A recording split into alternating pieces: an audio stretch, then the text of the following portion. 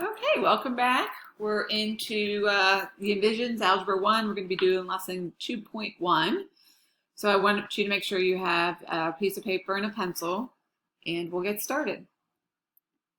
All right, so I want you to notice, read through the problem and tell me what you notice about this diagram. All right, so I'd like you to take about a minute and a half. Put your timer on. You guys all have your phones. I know you have your phones. So time yourself for about a minute and a half, and I want you to write down anything that you notice about this diagram after you read the problem. Turn off your recording. All right, so 90 seconds is up. Hopefully you were able to get a lot of things down. We're going to share that out tomorrow. Right, so now that you've read the problem, we're going to move on to the first question of this model and discuss.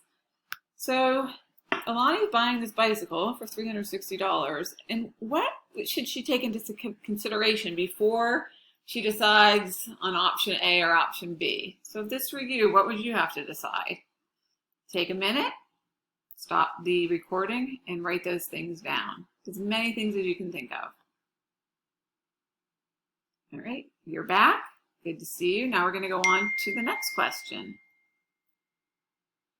So, same problem with the same picture. Now suppose she could modify her option A and still be able to pay off the bike in 5 weeks. So just tell me about the relationship between the down payment and the weekly payments. So think about that. Something increases, the down payment increase, how does that affect her weekly payments? How about if it decreases? How does that affect her weekly payments? And see if you can come up with some scenarios. Pause the recording again.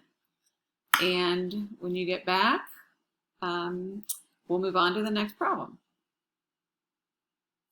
All right, welcome back. So we've had this model and discuss. We're going to talk this over tomorrow.